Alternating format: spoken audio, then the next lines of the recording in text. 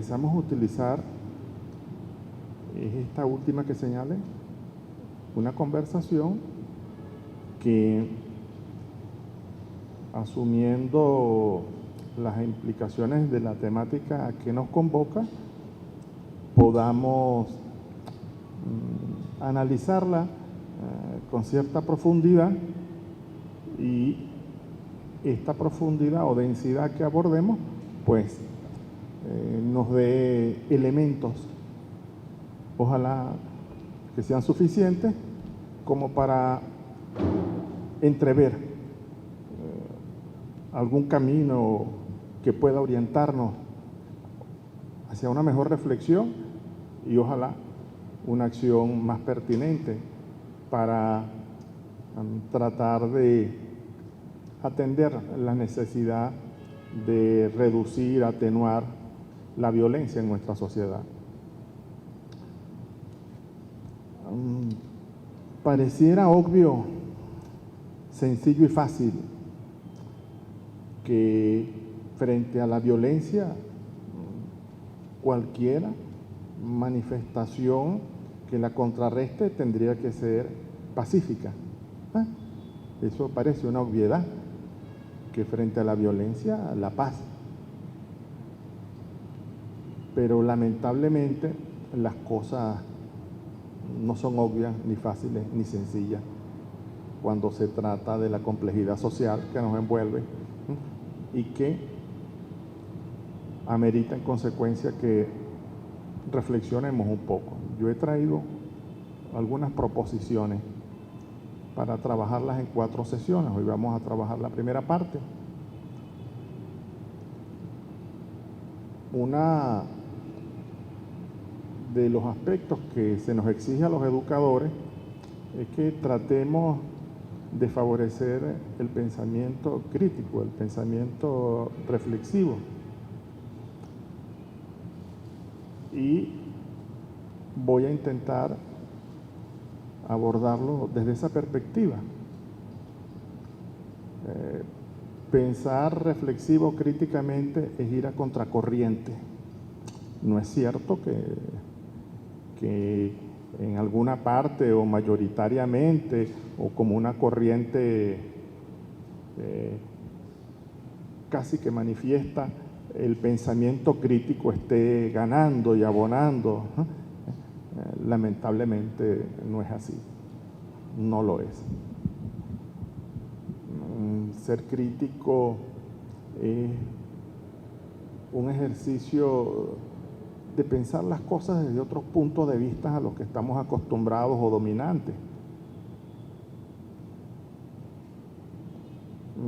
No es sencillo que la gente del común como nosotros se nos exija que nos repreguntemos de manera permanente y sistemática sobre el sentido de la vida, en consecuencia el sentido o la orientación que debemos asumir. Uno ve el título que recoge la lámina Fundamentación de una cultura de paz, y hay de las 3 palabras significantes que están allí, hay 2 que yo quisiera tratar, ojalá y que reflexivamente entre nosotros. Nosotros tenemos como herederos de una tradición que no es nuestra, es europea inicialmente, impuesta a través de los colonizadores españoles, y que luego continuamos bajo formas de dependencia cultural neocoloniales, y todavía lamentablemente bajo esa égida de la cultura primordialmente europea, creemos o somos herederos de que las cosas deben tener fundamento, y fundamento sólido, consistente.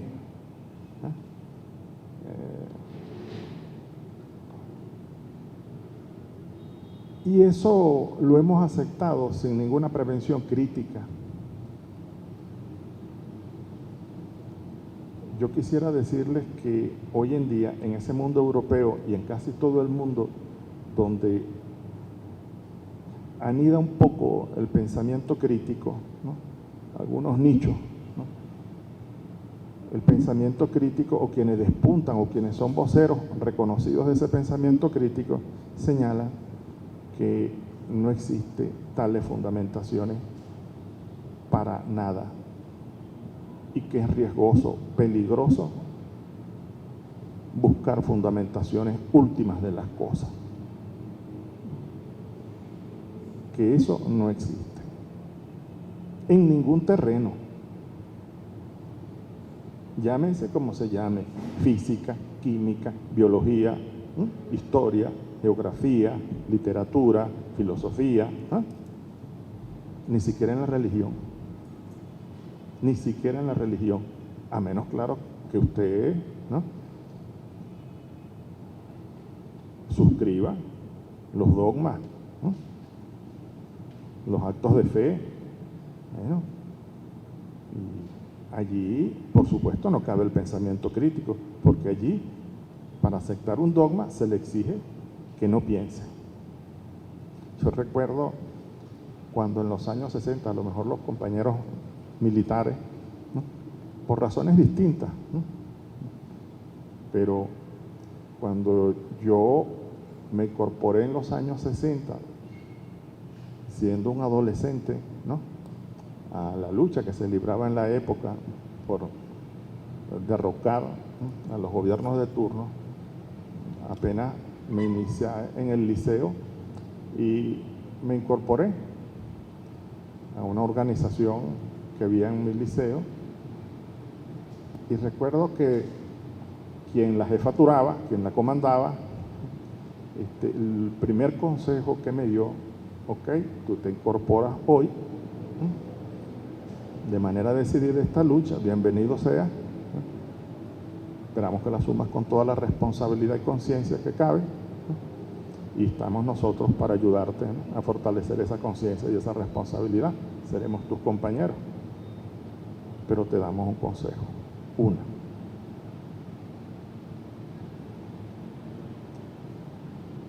mientras menos sepas, mejor para ti, y en segundo lugar, no pienses, acata las órdenes que se te den.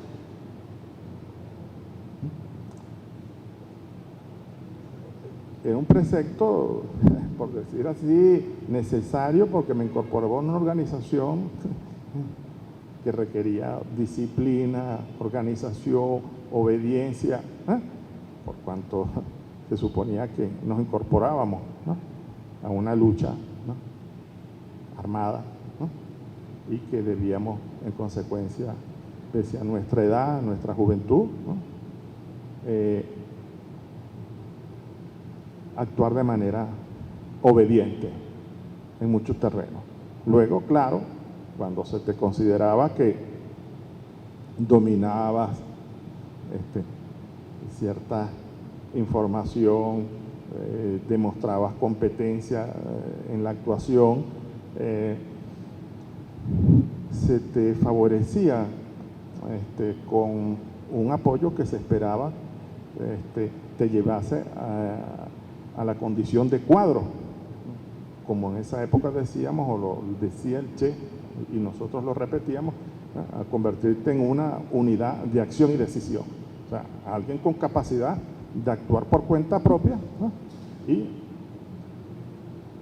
pero se nos exigía esa obediencia. Y entonces recuerdo que ese compañero que jefaturaba me lo indicó con mucha claridad: no pienses, no vayas a pensar, no estás aquí para pensar, vas a obedecer, y en consecuencia cumplir las órdenes de la manera más ordenada y obediente, ¿no? Eso se exige, y lo entienden los compañeros, en una organización militar, ¿no?, donde no cabe, a la hora de un combate, de una confrontación, no se requiere de tu obediencia y disciplina, ¿no?, y lealtad y confianza en tu mando. ¿Mm? Pero en el terreno del pensamiento reflexivo que hoy se demanda, porque hoy día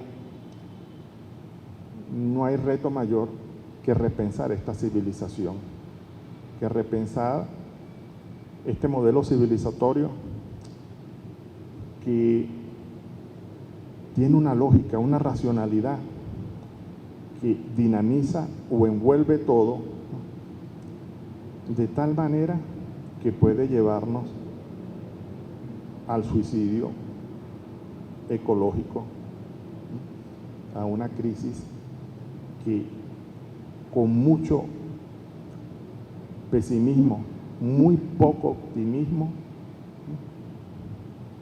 cada día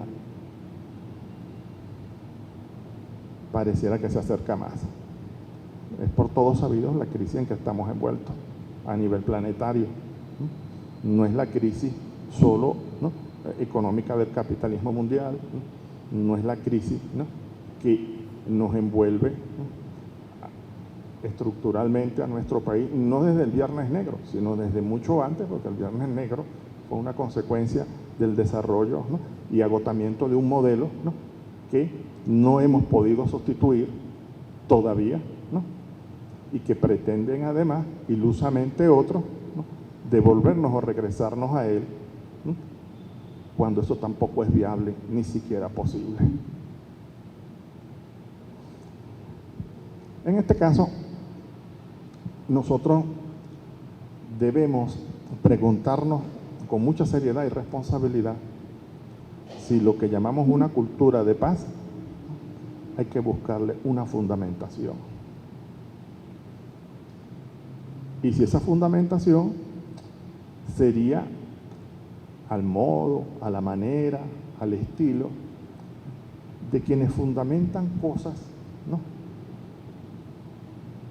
en preceptos, principios, ¿no?, mandatos, ¿no?, que son como inamovibles y que presumidamente pareciera, pero no tenemos certeza de que los fundamentos son necesarios, porque eso es lo que le da consistencia a las cosas. Yo creo que eso hay que revisarlo.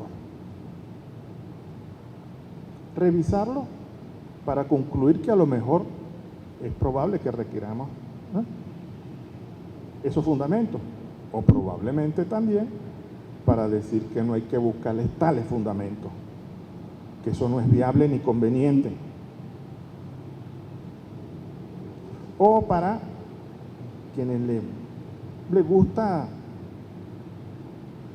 andar buscando términos medios, bueno, para buscar unos fundamentos que no sean, ¿no?, tan fundamentales, para ser redundantes, ¿no?, que al menos, chicos, nos sirvan para sostenernos un poco en este tiempo, en donde las cosas pareciera que están todas a la deriva, ¿no?, un poco para anclarnos, ¿no?, y no seguir flotando en la superficie sin rumbo fijo. Bueno, eso es un problema. Pensar de verdad, es saber problematizar. Si nosotros no sabemos problematizar, y esa es la tarea del pensar, difícilmente podremos encontrar respuestas, porque las respuestas siempre dependerán de si supiste formular bien, ¿no?, la pregunta, si supiste problematizar bien el asunto. Y problematizar, ¿no?, no es crear un problema al modo de la matemática, para nada. Problematizar es tratar de revisar con mucha agudeza y reflexividad, y hasta donde se pueda, ¿no?, si la pregunta está bien formulada. Si la pregunta está mal formulada, obviamente la respuesta que consiga estará mal elaborada. Entonces, fundamentar es algo problemático, no es fácil, no es fácil. Claro, alguien con un sentido común, elemental, ¿no?, dirá, pero oye, para asumir una cultura de paz tenemos que fundamentarla, ¿no?, darle argumentos, darle solidez, sustentabilidad, por cuanto de otra manera difícilmente los demás o uno mismo acoja como proposición viable una cultura de paz. Mantengamos eso allí en suspenso y veremos si eso es así o no. El otro término problemático, que también creemos obvio, creemos entender con facilidad, es lo que es cultura. Vaya si hay un término problemático. Sobre cultura no hay ninguna aceptación mayoritaria, ¿no? Usted podrá decirme, pero es que en el diccionario hay definiciones. Bueno, yo le devolvería la pregunta, ¿y quién guía su vida por el diccionario? ¿Quién atribuye sentido a través del diccionario? ¿Quién habla como diccionario? Nadie, nadie. Cultura también es un terreno problemático, muy problemático. Entonces, si tratamos de atar la paz a un terreno cultural y que envuelve un plano de fundamentación, la cosa no es tan sencilla, es un desafío y una construcción.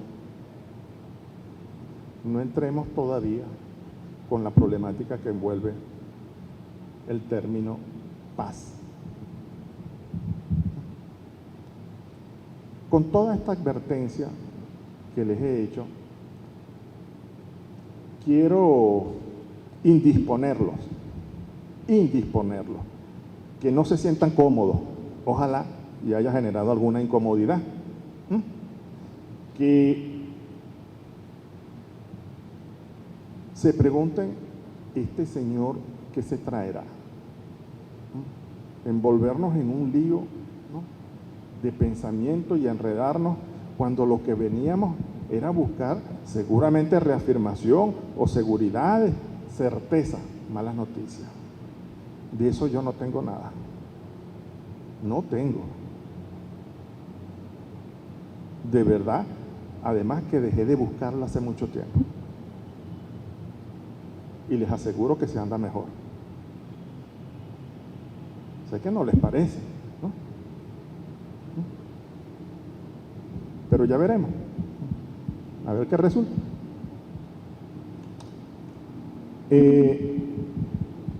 Vamos a empezar abordando, sin discutirla, porque debemos discutirla en la cuarta sesión, el término de paz, que les dije que no íbamos a intentar problematizar todavía, pero por allí debemos comenzar.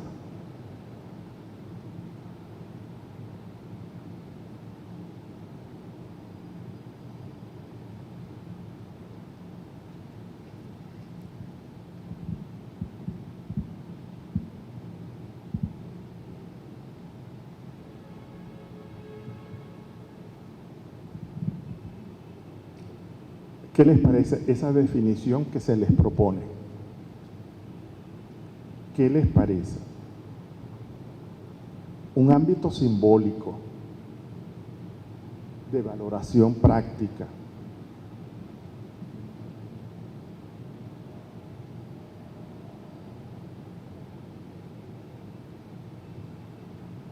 Que pretende mejorar la convivencia y resolver los conflictos de una manera no violenta, resumiendo con sencillez.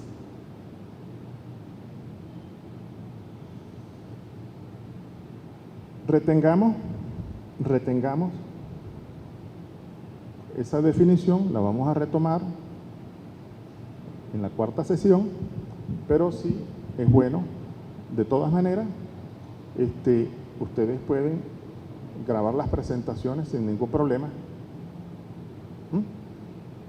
para que se las lleven, las revisen y puedan luego nutrirnos con la reflexión, con las interrogantes, los cuestionamientos. Y lo que hay acá es a manera de proposición. Ojalá y podamos salir con una reelaboración mejor. Pero ahora entremos en el asunto. Ok. Lean detenidamente esa lámina.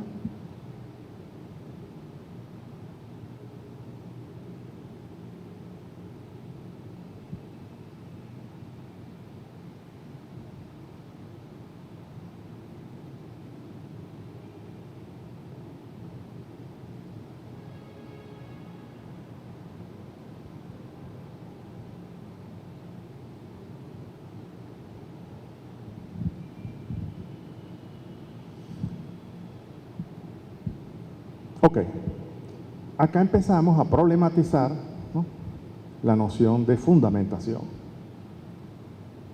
con respecto a lo que estamos buscando. ¿Hasta dónde podemos darle consistencia a una cultura de paz como proposición, como proyecto viable histórica, social, cultural e ideológicamente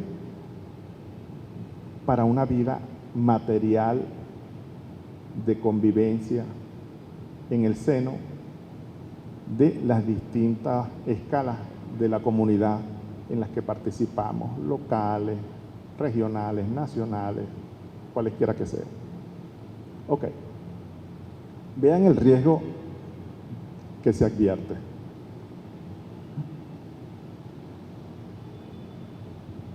Las verdades o razones absolutas pueden conducir a la razón terrorista o la violencia de la verdad, que inducen a la negación del otro, que piensa distinto, que cree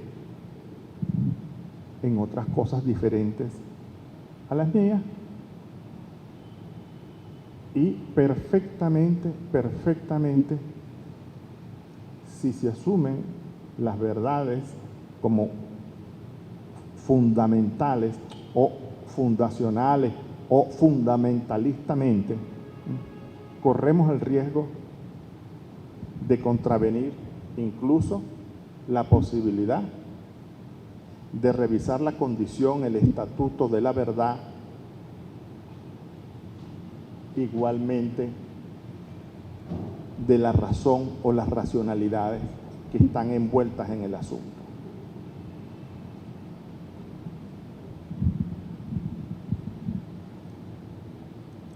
Es la primera advertencia. Y esto envuelve algo terrible. Reitero que es la negación del otro. El otro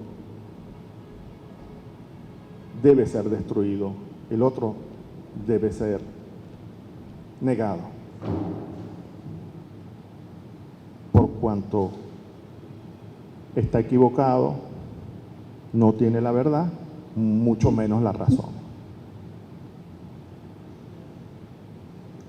Cuando se asume fundamentalistamente las concepciones, los criterios, los conceptos, las ideas,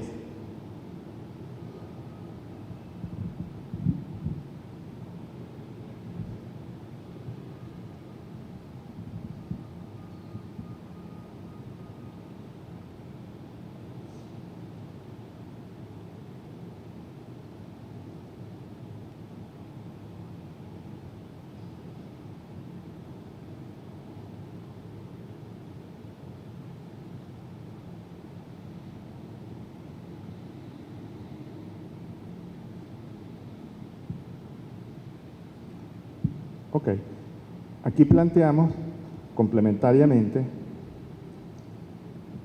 cómo deshacernos del fundamentalismo. Una vía, entre otras posibles. Ante la negación del otro, reivindicamos el reconocimiento del otro. ¿Cómo?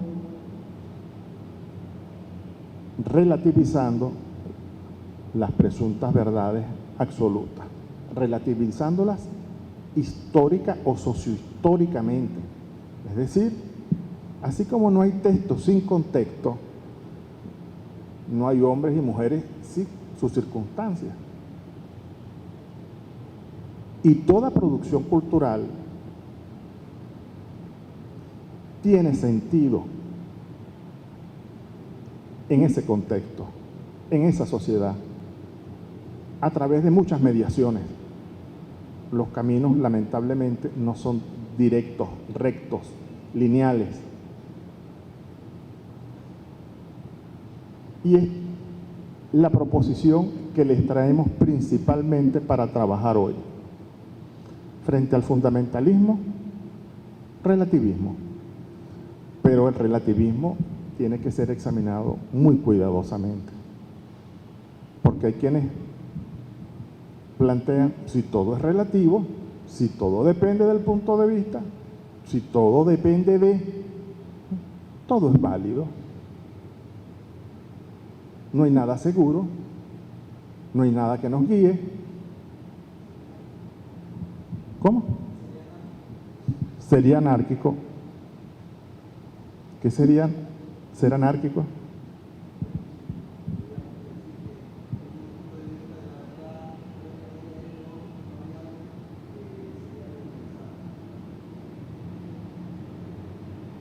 ¿Qué creen ustedes? ¿Están de acuerdo?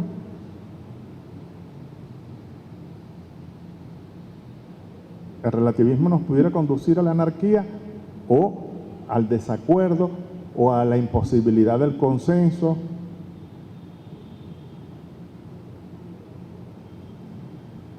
¿Ah? A la imposibilidad del consenso.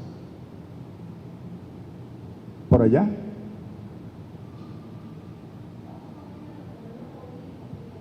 A que tienen que levantar un poco más la voz, por favor.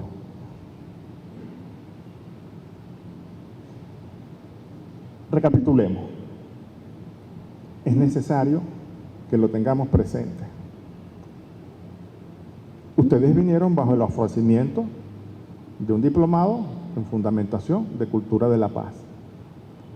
Estamos revisando, antes de entrar propiamente en el asunto, ¿no?, el riesgo que involucra, ¿no?, buscar fundamentaciones como verdades o razones absolutas.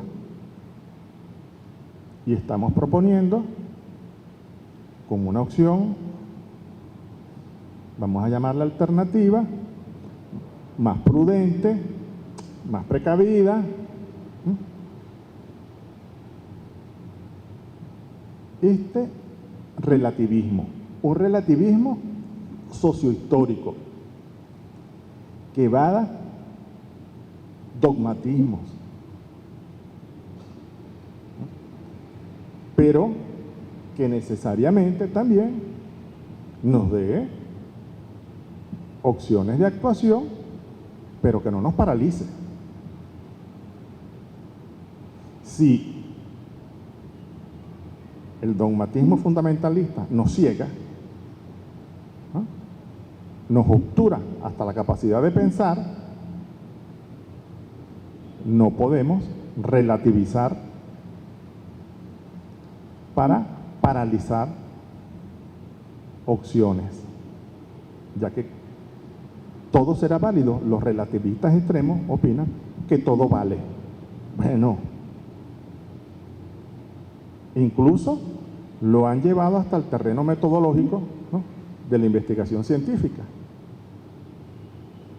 Como todo es válido, mira, no hay rigor metodológico, ¿no?, y tú me tienes que aceptar la fundamentación metodológica que a ti te parece arbitraria, te parece inconsistente, no, me la tienes que aceptar porque como todo punto de vista es válido, el mío tiene que ser aceptado en consecuencia.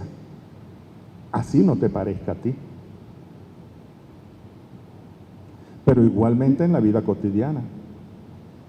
Si todo es válido, a partir del punto de vista que se vea, yo puedo hacer lo que me venga en gana en la sociedad.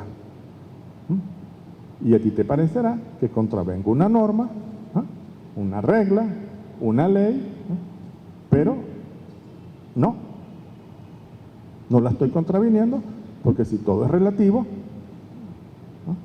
yo estoy plenamente justificado. Y al carrizo la ética y al carrizo las normas morales. Y cada quien cuídese, porque yo ando suelto. Ok.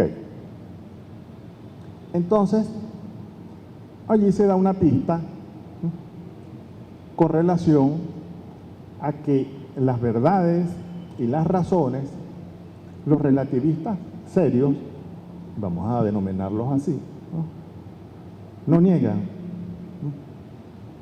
en absoluto, porque caerían prácticamente en el otro extremo, el fundamentalismo. Estarían también absolutizando su relativismo y lo estarían convirtiendo en un fundamentalismo igualmente. Necesariamente, entonces, no pueden negarlas en absoluto, sino que lo condicionan toda verdad o toda razón al contexto. Y de allí que deba ser sometido siempre a revisión interpretativa en cada caso. Es decir, habría que hacer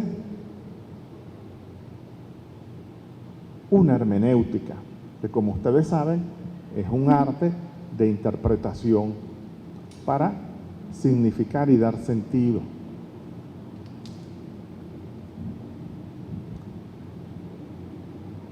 Acá se alude a que esa revisión en una sociedad debe ser sometida a debate o diálogo, que implica reconocimiento del otro. Para los hermeneutas es clave lo que ellos denominan la escucha, escuchar al otro. ¿Por qué? Según Gadamer, porque el otro puede tener la razón. No es que se la estamos atribuyendo. Veamos la argumentación. Allí sí, la solidez, la lógica, la coherencia, la consistencia de los argumentos. Y yo reviso el mío. Gadamer, los hermeneutas, como principio, no le dicen así, principio pedagógico. Ellos tienen una reglita de 3 momentos para saber si alguien efectivamente se realizó en el proceso educativo. Salir de sí, pensar con el otro y regresar como otro. Es una proposición hegeliana que la reivindicó y sirve como guía educativo-pedagógica, ¿no?, para los hermeneutas cuando trabajan en su ambiente escolar. Se supone, por ejemplo, que, claro, hay 2 condiciones que ellos colocan, que es la intersubjetividad para lograrlo y la objetivación. Me explico. Objetivar es expresar, configurar o construir algo. En el terreno escolar, académico, pongamos un ensayo.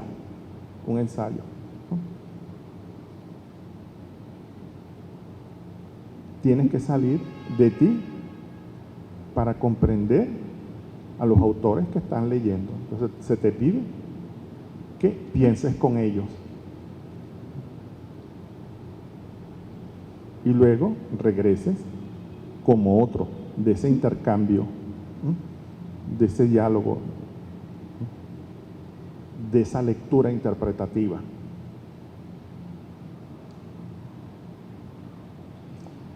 Para ello es necesario que tú hagas el ensayo. El ensayo es la objetivación académica. ¿Por qué? Porque ellos parten de la premisa de que para que alguien pueda subjetivar, tiene que objetivar. Es un par indisociable. Si no objetiva, no subjetiva. No es posible. Y para que subjetive mejor, la intersubjetividad. En este caso, los hermeneutas proponen las comunidades interpretativas, que los ambientes, las aulas, ¿no?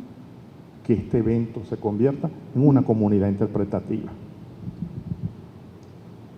Que nos oigamos las distintas interpretaciones, pero oírnos sobre una base ética.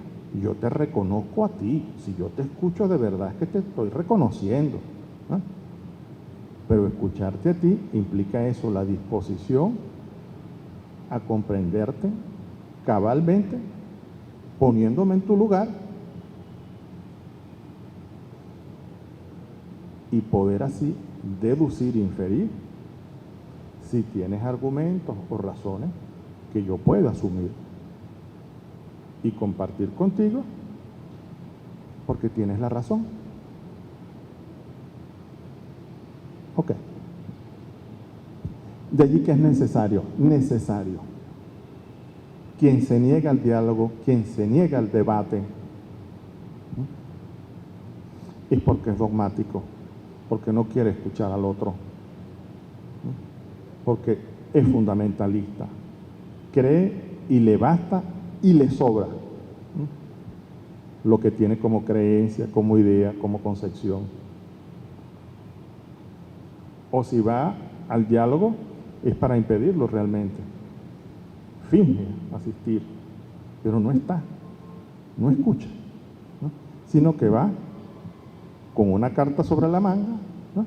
Va con sus proposiciones hechas para dejarlas en mesa. No le importa incluso hacer el esfuerzo porque sean comprendidas por los otros, sino normalmente lo que va es a fijar posición, pero no va a un diálogo, no va con la disposición a comprender y entender al otro y necesariamente a disponerse a que el otro pueda tener la razón y en consecuencia cambiar.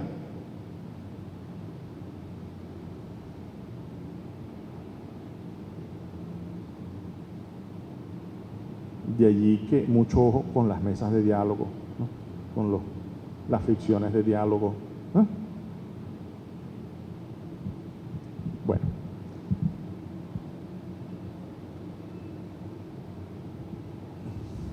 Veamos, para profundizar un poco más, la posición relativista.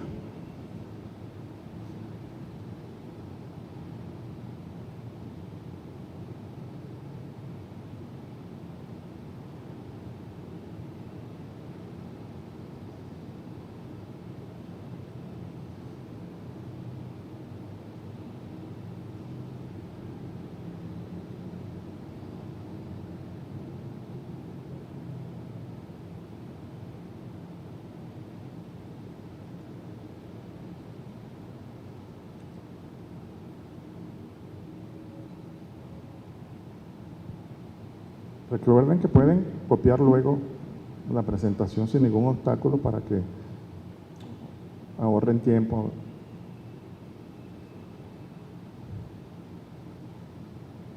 Bien.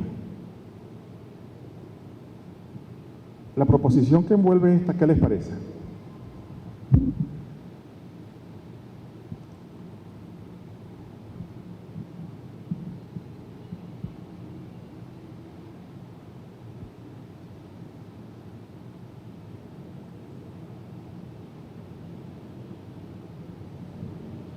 ¿Qué les parece esta?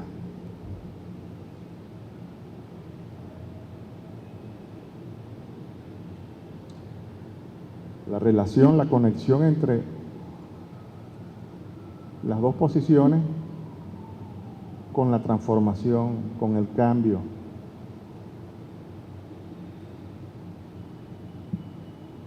¿Y por qué no? Con la revolución. ¿Cómo?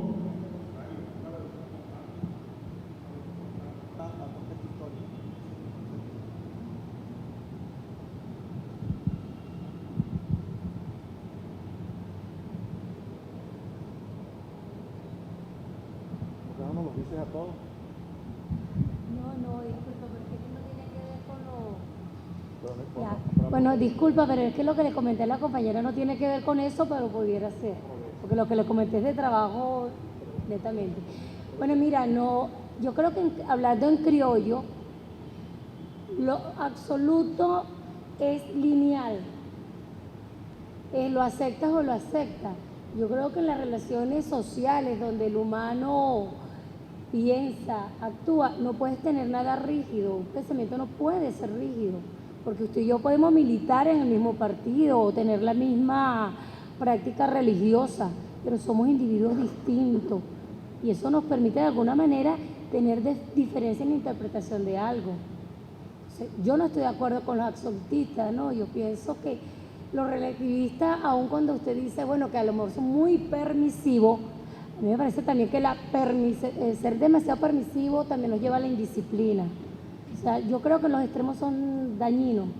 Ser demasiado permisivo o ser demasiado rígido en algo.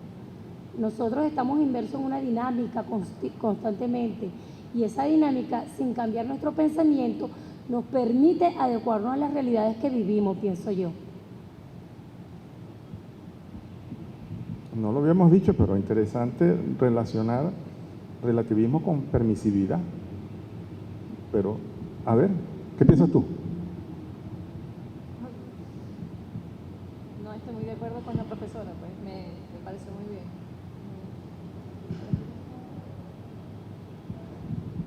¿Alguien quiere manifestar su opinión, por favor?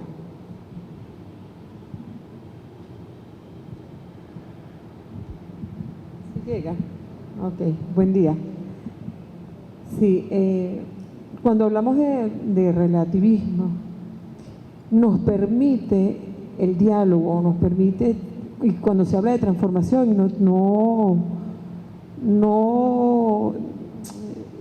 ¿cómo se llama? Lo que hablaba el amigo anteriormente, el profesor, o sea, cuando nosotros vamos a un diálogo, tenemos que colocarnos en posición del otro, reconocer al otro.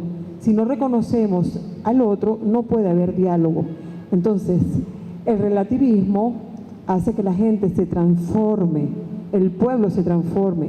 Si nosotros nos colocamos en la conducta del absoluto, entonces jamás y nunca vamos a poder entender al otro y llegar a un acuerdo.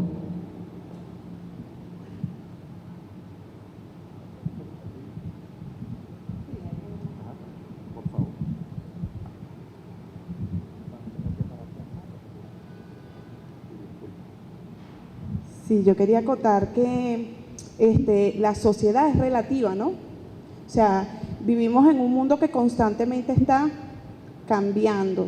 Lo sabroso del proceso revolucionario ha sido eso, que ha permitido que nuestra sociedad se transforme y podamos reconocer al otro dentro de las comunidades, dentro del proceso cultural, y ha permitido el respeto, el reconocimiento de que no todos somos iguales, ¿no? Pero cuando yo me acerco a ti, reconozco y respeto lo que tú eres, siempre y cuando tú respetes lo que yo soy, ¿no? El tener esas ideas tan absolutistas, que solamente yo tengo la razón, y el no reconocer es a donde empiezan los conflictos, ¿no? Entonces, yo creo que yo particularmente soy de las que pienso que todo es relativo en la vida, que existen negros y blancos, pero también existen los grises y los matices, ¿no? Entonces hay que entender que el proceso social en sí mismo, yo quisiera, por ejemplo, que todo el mundo pensara y creyera en lo que yo creo, pero no es así. Imagínate que todo el mundo pensara y creyera en lo mismo que yo. Entonces allí es a donde se fomenta la esencia social, a donde podemos vivir, convivir, resolver actividades dentro de nuestras comunidades, dentro de las instituciones a donde nosotros estamos, y respetar, empieza el respeto por las ideas del otro y por los procesos culturales que en Venezuela son tan ricos y tan complejos, ¿no? Por nuestra propia geografía. El reconocimiento, por ejemplo, de las comunidades indígenas con todo lo que es su cultura y a lo mejor lo que puede ser una comunidad en el centro de Caracas, ¿no? Con todo lo que son las características propias que le permiten ser lo que son.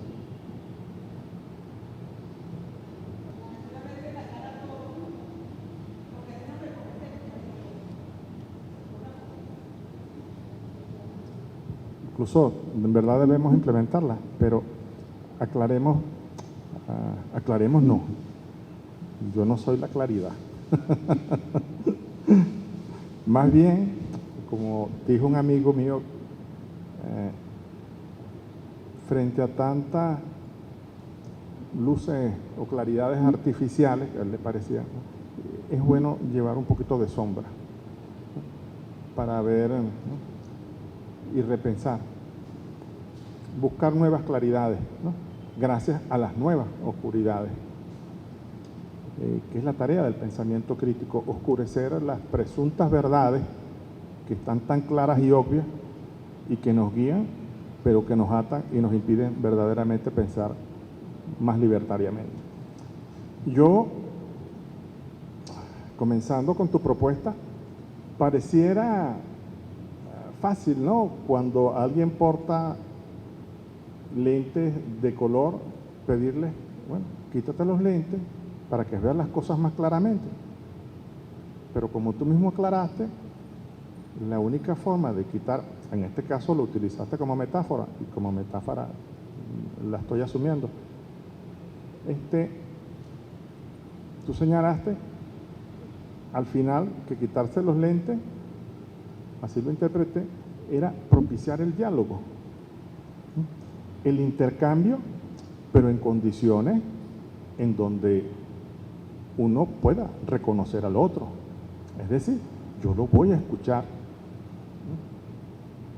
y voy a pensar con él, me voy a situar con él.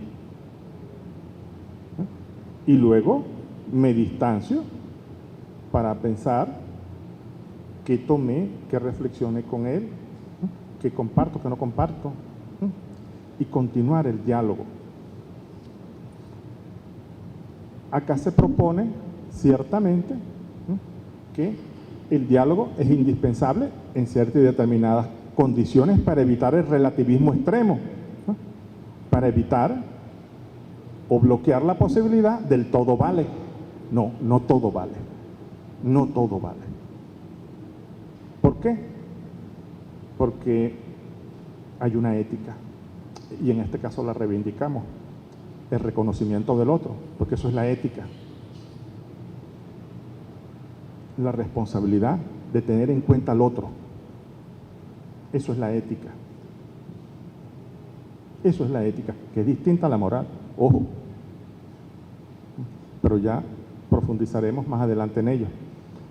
Entonces, hay cómo limitar las posiciones arbitrarias desde el relativismo sin más, ¿no?, condicionándolo a un diálogo con base en el contexto histórico. Cuando lo proponemos relativizar acá, es que relativicemos con base al contexto histórico, social, cultural, ¿no?, mediando una ética, el reconocimiento. Yo te reconozco y tú me reconoces. Y en esos términos perfectamente podemos asumir el diálogo, pensar juntos. A lo mejor no concluimos en lo mismo y ambos salimos cambiados, pero qué bueno que sea así. Hay que evitar que el diálogo, pensarlo instrumentalmente. El diálogo o la discusión es para que todos pensemos igual. Eso no es posible. Nunca será posible, afortunadamente. ¿Saben ustedes que nosotros, seguramente sí, y hasta primero que yo, me dio mucha sorpresa cuando vi que nos clasificaron hace pocos años como en el tercer o cuarto lugar, porque hubo un debate, una discusión al respecto, sobre el país con mayor biodiversidad del mundo? ¿Cómo si nosotros somos tan biodiversos? Una fauna riquísima, ¿no? Una flora por demás también diversa. Con ese contexto, culturalmente además, somos diversos, ¿no? Siendo diversos, requerimos y necesitamos, por supuesto, unidad, que es lo que estamos buscando y creemos y hemos apostado a que es por la vía de un proyecto de nación en el que nos reencontremos, pero eso sí, anteponiendo la nación, no los intereses grupales ni particulares de nadie, que es lo que tratamos, ¿no?, de que se manifieste, que se piense y se actúe en función trascendente.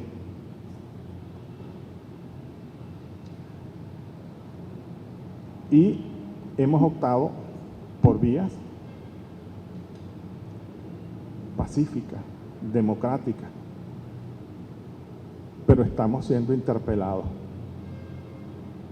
Ya veremos entonces.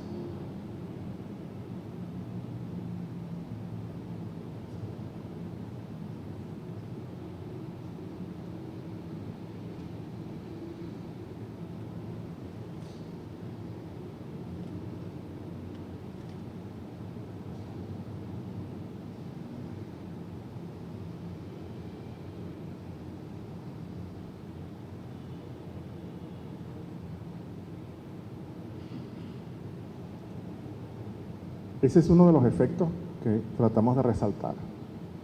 Quienes se creen no solo poseedores de la verdad, sino poseídos por la verdad y la razón,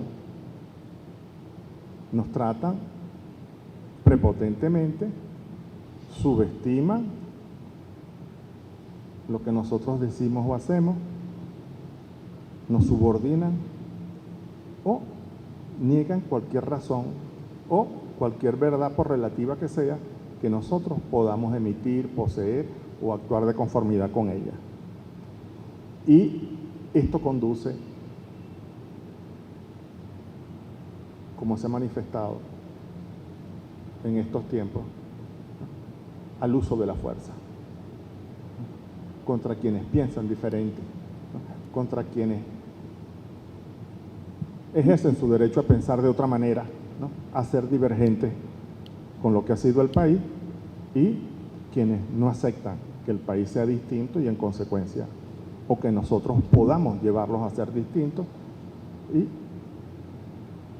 actúan contra nosotros. Y a veces provocan de verdad, como ustedes han señalado, provoca actuar contra ellos, ¿no? Pero hasta ahora hemos podido contenernos por otras razones y porque,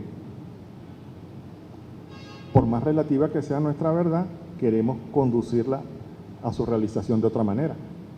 Pero esto es un hecho, es real. Detrás de quienes actúan con violencia, quieren y acentúan la negación del otro, creyendo y fundamentándose en que la verdad y la razón la tienen solo y únicamente ellos.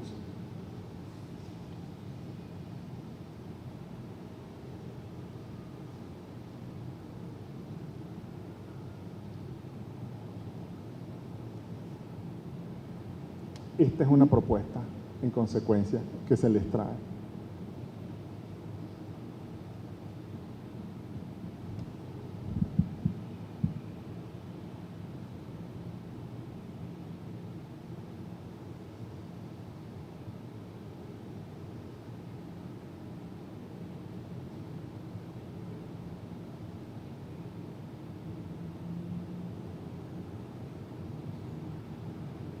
Vean, por más relativistas que seamos, aquí proponemos, ¿no?, la necesidad de un imperativo.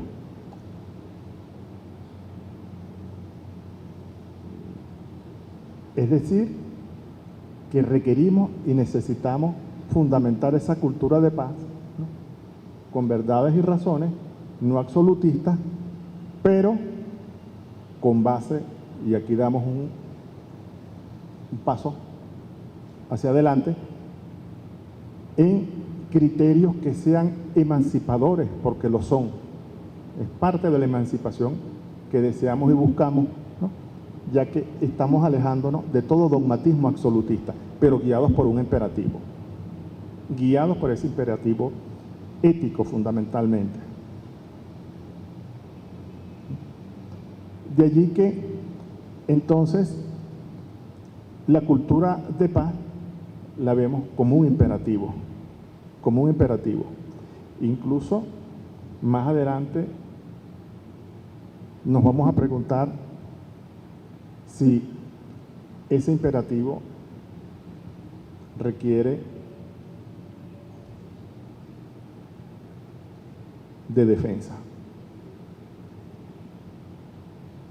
Pero por ahora, lo clave en cuanto a criterios, ¿no?, para fundamentar la cultura de paz, por más relativa, pero relativa por histórica, relativa por necesariamente ética, la vemos entonces como un criterio adicional de emancipación, por cuanto ese imperativo relativizador nos aleja del dogmatismo, de una opción fundamentalista, absolutista, que puede conducirnos a hacer terrorismo y acciones de fuerza, no como defensa frente a quien nos agrede, sino propiciada por criterios que son negadores de la emancipación por la cual luchamos, por la cual actuamos y buscamos acciones de transformación social. Aquí utilizamos un término. Nosotros no creemos que hayan violentos, sino violentados. Por eso decimos, ¿no?, que es por naturaleza ese dogmatismo violentador y dominador. Creemos que quienes ejercen la violencia, pongamos por ejemplo en el barrio, ha sido por condiciones históricas, sociales y culturales que los han violentado. Entonces, porque al decir que son violentos, pareciera que la causa primordial y principal radica en ellos. Y resulta ser, creemos nosotros, que han sido violentados. Son los violentados, no los violentos, los violentados. Incluso más adelante les vamos a dar igualmente un trabajo para la discusión y el debate de las sesiones venideras sobre por qué creemos que los jóvenes de la derecha también son violentos por violentados. El resentimiento de que se les ha hecho partícipe, ¿no?, por sus padres, familiares,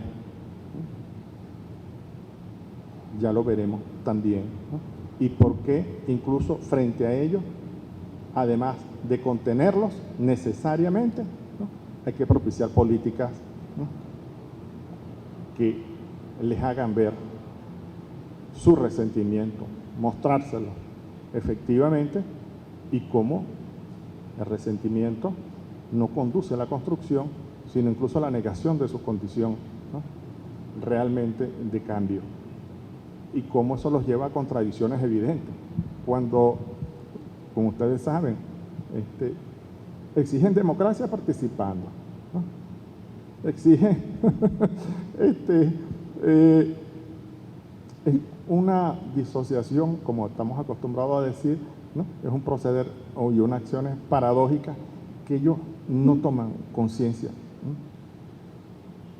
¿no?, y que hay que hacer ver esas incoherencias de manera más manifiesta.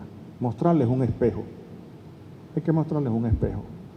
Ellos que se cierran en el narcisismo colectivo, es bueno mostrarles otro espejo en que verse. Pero bien, vamos avanzando. Pero esas son sugerencias que vamos anotando en el camino, ¿no?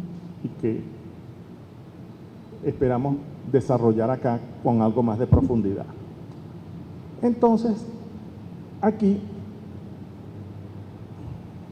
queremos llegar a una aseveración y se las proponemos a ustedes para confrontar, para discutir.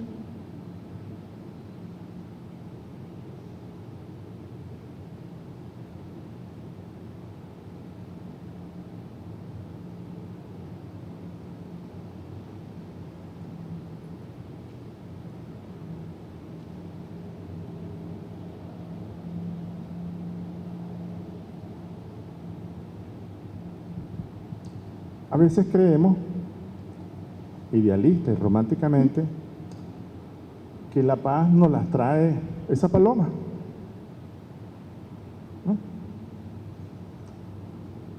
Y hay que entender necesariamente entonces que la paz está articulada como una necesidad social frente a este contexto violentador. Más adelante también vamos a poder ver un material de un hermeneuta muy famoso, un material breve, en donde él habla de la resistencia no violenta y su relación con la violencia progresista, así la denomina él, un filósofo psicoanalista francés de mucho renombre, cristiano, Paul Ricoeur. Él es famoso como hermeneuta y ha hecho aportes muy significativos que los educadores debemos tenerlos presentes con respecto a la construcción de la identidad, ¿no?, mediando la narración histórica. Pero acá, entonces, la paz no está fuera de esas determinaciones estructurales de esta sociedad, de nuestra sociedad, de las estructuras del mundo, ¿sí?, y sus efectos en estas sociedades.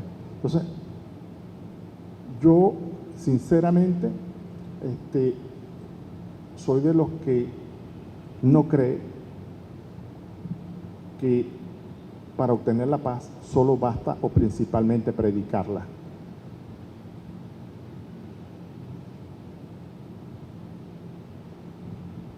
Cuando median las circunstancias, condiciones o estructuras sociales, la prédica es como el maestro, y lo saben bien quienes lo son, yo lo soy.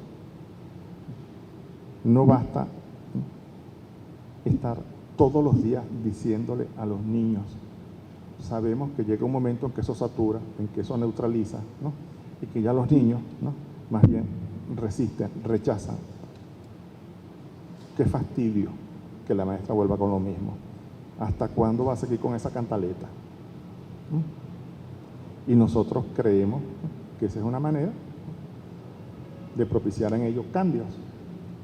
Bueno, aquí hay que discutir cosas, ¿no?, y es importante que nos paseemos por cómo hemos pensado y hacemos, porque a lo mejor allí está la traba.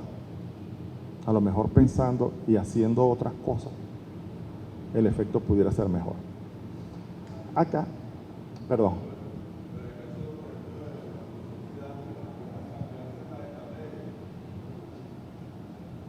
Hay un aspecto que va a ser desafiante, sobre todo para los educadores. ¿Saben ustedes? Ok, como tú señalaste, en el barrio ciertamente hay violencia, pero sabes que uno de los lugares que más destaca mundialmente por el ejercicio de la violencia es la escuela.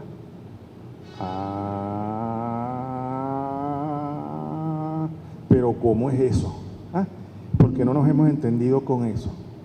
Hay una valoración de la escuela que nos impide escudriñar el ejercicio de la violencia, ¿ok? Porque se ha convertido en un lugar por excelencia de las prácticas violentas, y no solamente entre los alumnos, ni los malandritos de afuera con relación a los alumnos. Ejercicio incluso pedagógico mediado por los docentes que incita la violencia, la ejerce cotidianamente contra ellos. Pero vamos a ver eso. Hay suficientes investigaciones y muchos materiales. Perdón.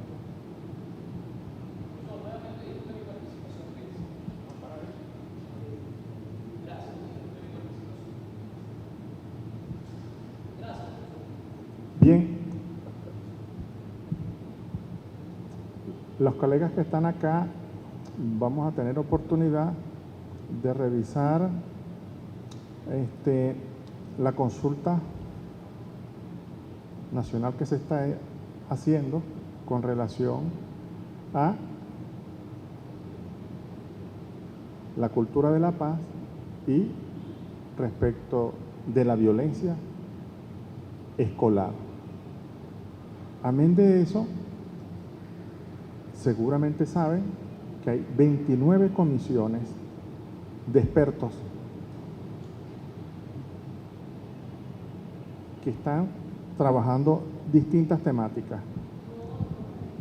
Esperamos que eso, junto con los 30 comisionados que fueron designados en el Ministerio de Educación igualmente, ¿no?, pueda generarse un diagnóstico y propuestas en consecuencia que nos ayude a una actuación y transformación de la escuela. A eso estamos apostando, pero también eso lo vamos a tocar acá. Sobre todo el tema de la actuación violenta de los docentes lo vamos a tocar por la vía que ustedes más o menos, ¿no?, sondearon y que no atraparon a definir lo que es con el concepto de la violencia simbólica,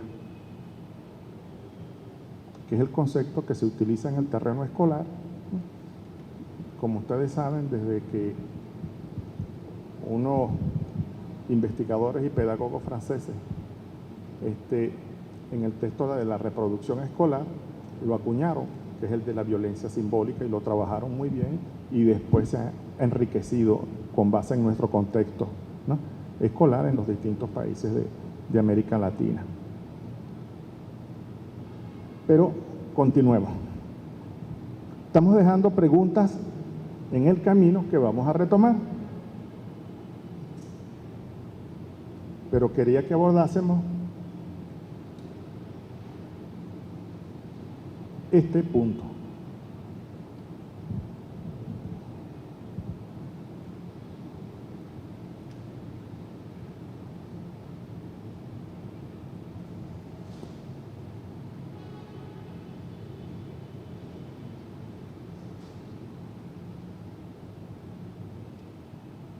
Aquí avanzamos otro paso, o tratamos de avanzar un paso más.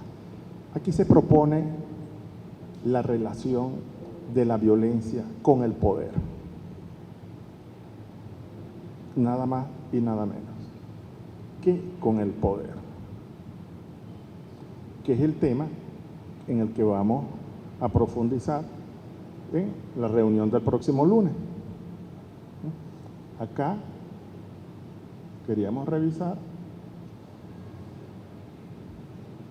el riesgo, el peligro de buscar una fundamentación para la cultura de paz, ¿no?, que no sea relativizada con base en el contexto histórico, que no sea con asidero en la ética, en el reconocimiento del otro. Pero este tema es clave y es fundamental. Y esto cruza la escuela, las relaciones de poder que están instituidas en la escuela, pero no solo en la escuela, en todas las instituciones. en todos los contextos. En consecuencia, es necesario entender a cabalidad qué es el poder. Y hay contribuciones en esa dirección,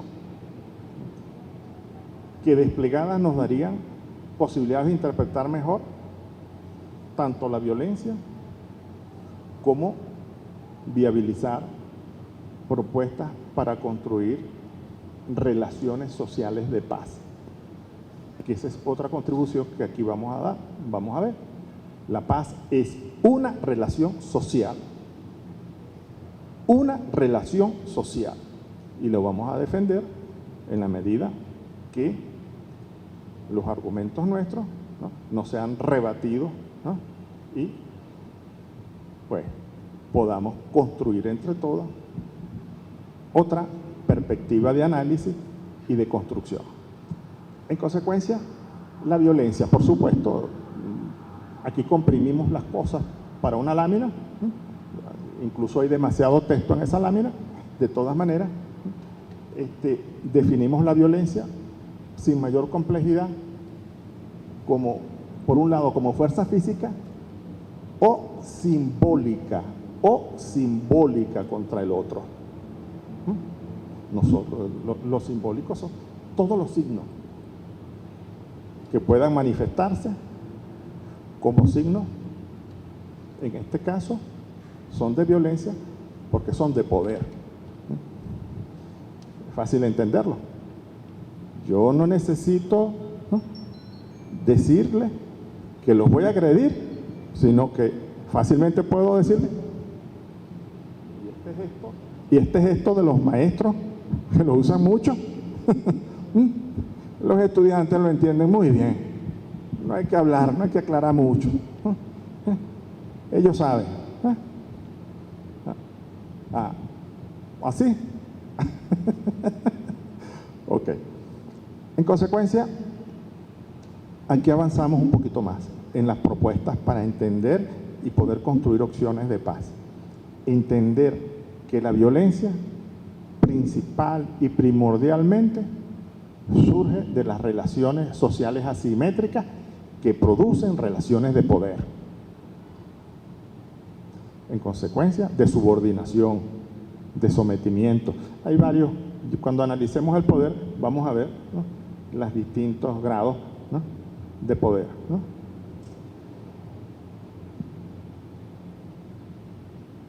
De todas maneras, vamos a anticipar un poquito, ¿no?, con relación, entonces, a lo que es la paz y las relaciones de poder.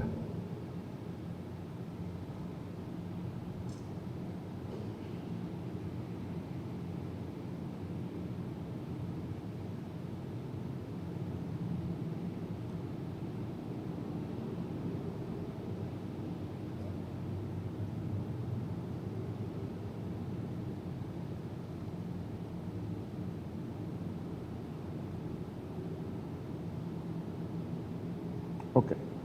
Esto sí es realmente provocador, sobre todo la segunda parte. ¿Cómo es eso de que si vemos que el poder es un ejercicio asimétrico e implica violencia, cómo es que puede ser contrarrestado por otro poder? Parece paradójico, ¿no? Y es un desafío. Y es un desafío.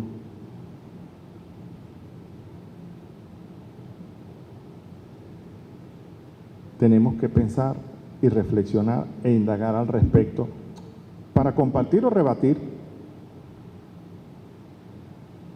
porque aquí nos jugamos la posibilidad nada menos ni nada más, ¿no?, que de la paz.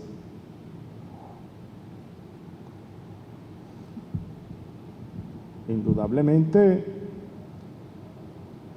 es una proposición provocadora y de eso se trata, si es que vamos a hincar de verdad, hasta lo profundo, ¿no?, las problemáticas, ¿no?, de las relaciones sociales, porque si conceptualizamos la paz como una relación social, que en este caso regula e iguala relaciones asimétricas para evitar que haya violencia, ¿cómo es que? ¿No? Entonces, estamos por la construcción de poderes duales, de contrapoderes, de poderes populares, para que vayan viendo por dónde va el asunto, ¿no?, qué dirección estamos tratando de imprimirles, ¿no?, y ustedes pues estén prevenidos. Los estoy precaviendo, ¿no?, pero a la vez incitándolos y provocándolos a reflexionar, a preguntarse, a revisar, ¿no?, si esa opción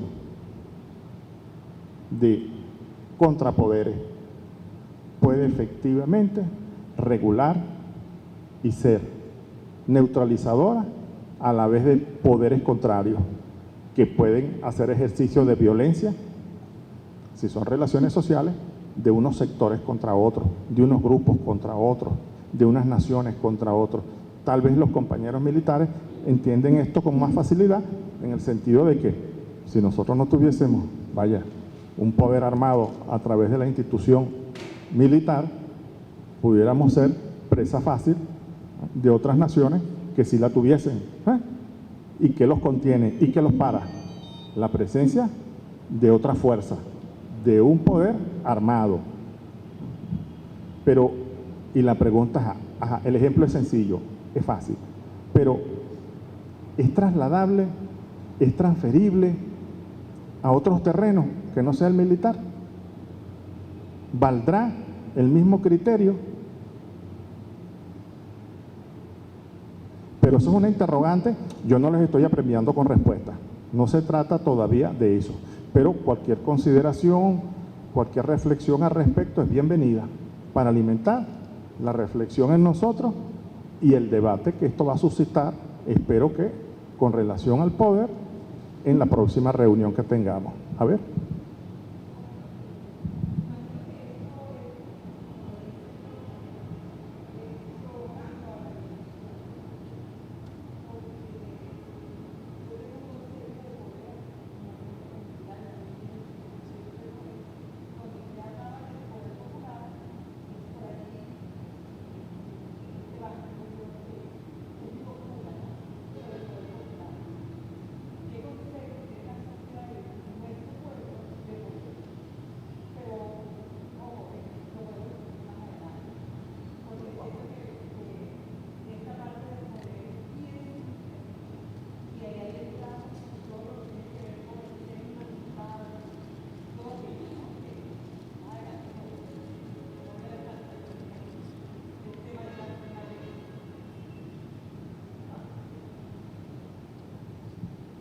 ¿Quién es más?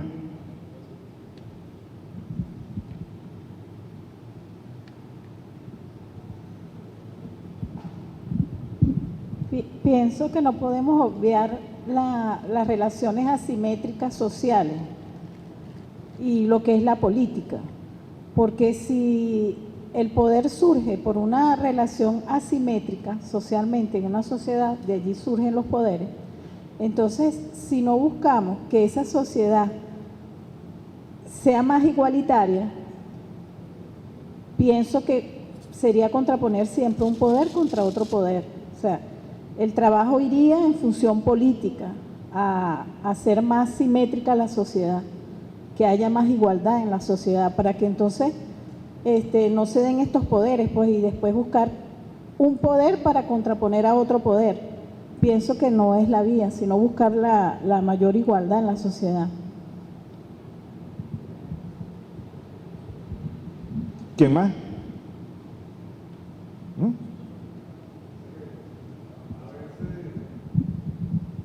¿Más? Hay, con relación al poder, es bueno que revisen la bibliografía al respecto de Michel Foucault, de Michel Foucault. Michel Foucault, entonces francés, quien ha sido uno de los que más ha destacado en los desarrollos de poder en relación a poder y subjetivación. Poder y subjetivación, que nos interesa particularmente para entender cómo se violenta a alguien. Cómo se violenta a alguien. Y son muy interesantes los aportes porque fue un hombre muy erudito, investigó para fundamentar sus proposiciones al respecto y vale la pena pasearse. Hay muy buenos textos, pero el riesgo que en Internet también hay muy malos presentadores, ¿no?, de su trabajo, ¿no? Pero si pueden leerlo directamente, hay textos de él, ¿no?, en Internet, y vale la pena hacer esa revisión para el debate y la discusión con relación a cómo se produce y genera la violencia, a la relación entre el poder y violencia, poder y subjetivación, ¿no?, y además para favorecer la búsqueda de opciones a fin de instituir la paz en muchos escenarios. Es clave, es fundamental. Pero bueno, acá, repito, es una proposición. Esto envuelve el debate y la discusión con relación a lo que es el poder, porque hablamos de poder revolucionario, poder popular, contrapoder, ¿eh?, república de consejos, que brilla por su ausencia, ¿no? Vaya que sí, ¿cómo nos cuesta instituir los consejos en cualquier institución y que revolucionaria o gobernada revolucionariamente, ¿no? ¿Dónde están los consejos estudiantiles? ¿Dónde están los consejos de trabajadores, ¿no?, para instituir poder, contralor, ¿no?, poder para impedir ejercicio violento desde el punto de vista simbólico en las instituciones escolares, etcétera, y en otras instituciones?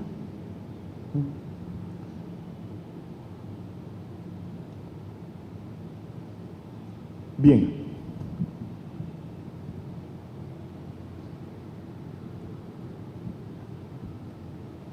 Para concluir en esta primera tanda, ¿no?, se hace esta propuesta.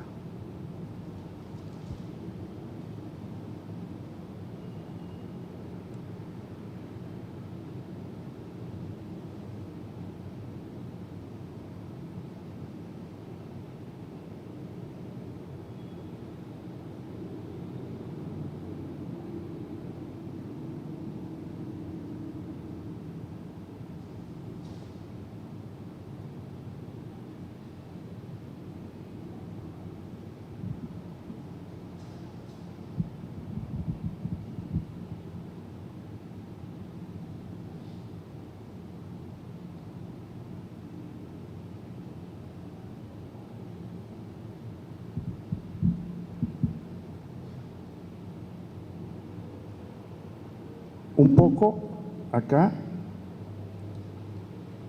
se retoma de que si surge de los contextos sociales contradictorios, ¿no?, la violencia, las asimetrías, ¿no?, entonces la paz no tendría otro sentido sino que a través de la transformación de esas contradicciones, de esas asimetrías, ¿no?, que generan la violencia. De allí que concluyamos que por eso la lucha por la paz, aun cuando parezca paradójico, hay que luchar por ella, es revolucionaria.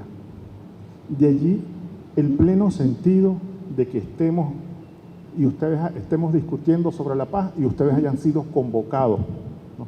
Si no se entiende, ¿no?, que la lucha por la paz es revolucionaria, porque no habrá paz hasta tanto no transformemos socialmente las condiciones que generan las contradicciones, las desigualdades, las injusticias.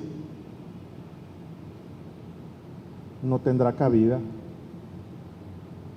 Por tanto, Y es propósito trascendente y fundamental darle viabilidad a la paz solo y únicamente a través de los cambios que podamos inducir revolucionaria y transformadoramente, y allí está, y es clave que retomemos entonces la intervención de las relaciones de poder. Pero les repito, estas son provocaciones para la reflexión, ideas para revisarlas, para meterle el diente y con mucha fuerza, ver hasta dónde son consistentes, son coherentes, tienen pertinencia, y si sobre todo nos dan posibilidad de construir opciones para viabilizar la paz y superar y neutralizar la violencia. Recuerdo que también cuando entré a militar en el escenario de los años 60, tendría yo unos 3, 4 años, ¿sí? En los años 60, cuando entré a militar, a esa edad, ¿no? ¿Qué se entra? ¿No? Era para ver si estaba tan pendiente, si tan pila. Mire, me acuerdo, dime. Ah, claro, desde nos llamaban la Brigada de los Tiernos. 3, 4 años.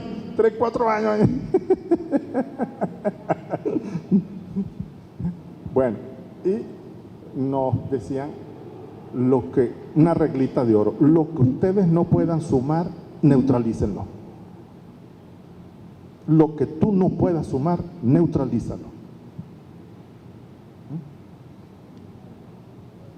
Una reglita de actuación política que es clave, ¿no? Lo que tú no puedas sumar, y tienes la tarea de sumar, crecer, incrementar, ¿no? Pero lo que te genere resistencia y sabes que te pueda generar bloqueo, ¿no? Tienes que neutralizarlo. Es una tarea imprescindible. Me acuerdo que los que fungían de jefes nuestros, de guías, realmente de jefes, pues nos probaban. Incluso en la universidad. Tú te vas a ir a la facultad forestal, vas a hablar con fulano, le vas a decir esto. Y esta tarde, eso es a las 8 de la mañana que tienes que estar allí, y a las 6 de la tarde vas a ver cómo eso que dijiste llegó a la facultad de farmacia, que era en el extremo opuesto en la ciudad de Mérida, ¿no? Con todas las distorsiones que tenga, y vemos si logró el efecto requerido. Necesitamos neutralizar hoy a fulano, sutano y perencejo. Esos no están con nosotros, pero los necesitamos neutralizar. Y solo hablando con que seguro que le va a decir a y se va a formar la cadena, ¿no? Y era así. Compañeros expertos en eso. Hasta en esos detalles sabíamos. Entonces, evaluábamos, bueno, mañana vamos por encima, neutralizado eso con todo. Y así era. Tranquilo que neutralizamos resistencia. Podemos avanzar con seguridad. Así como nos decían compañeros cuando hacían lucha, sí, cuando vamos para la guerra, ¿verdad? Entonces, así ganemos, sepamos que vamos a tener muertos y heridos, y hay que saberlos asumir. ¿Te va para la guerra? Sépalo. Igual deben decir a los compañeros. Lo que quiero decirles con todo esto es que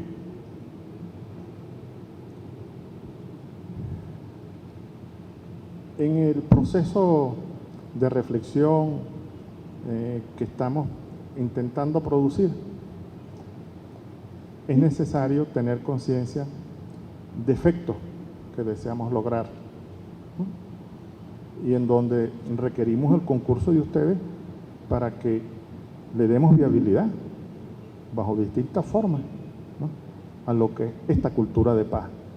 Y la cultura de paz no es solamente se construye logrando este diplomado y entregando una certificación. Si este diplomado no produce vías y opciones alternativas, por modestas, humildes, ¿no?, que puedan ser, pues,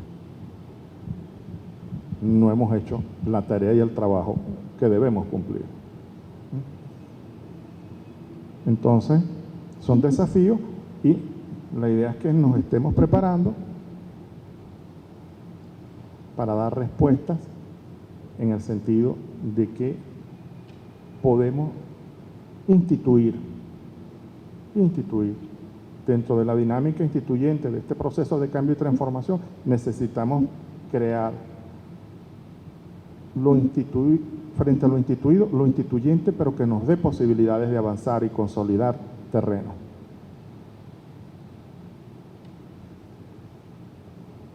Nosotros necesitamos, entre otras cosas, por ejemplo, neutralizar a los jóvenes de la derecha.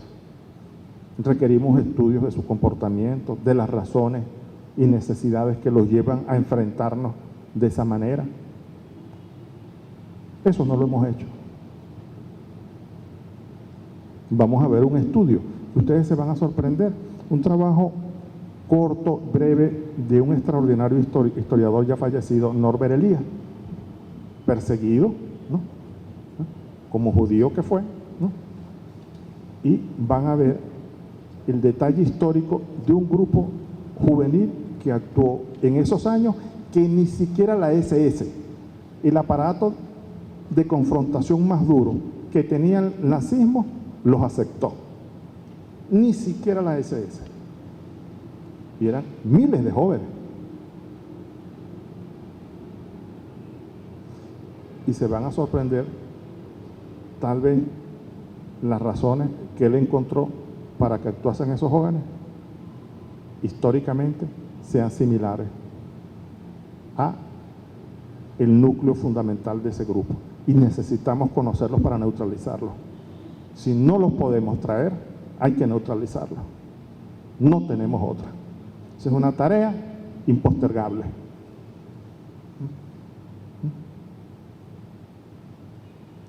Y a veces nos descuidamos con ellos, nos confiamos y no podemos.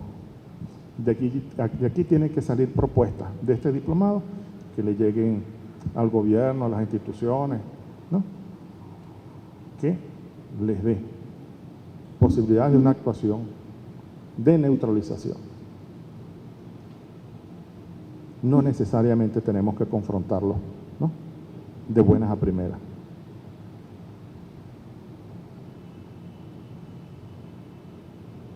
¿Preguntas? Ya llegamos al final, estaba previsto que fuese hasta las 11. Yo apremié un poco el tiempo cuando empezamos relativamente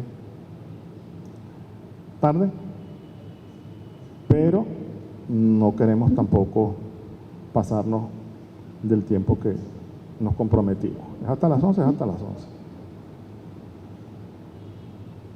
Pero preguntas, por ejemplo, para mejorar el trabajo y la discusión. Ya les dije que la próxima reunión es sobre el poder. Necesitamos dominar bien lo que son las relaciones de poder y cómo neutralizarlas. ¿Por qué? Porque propician la violencia. Son generadoras fundamental de la violencia. Impiden desarrollo pacífico que son necesarios para la convivencia en este proceso de transformación que estamos asumiendo.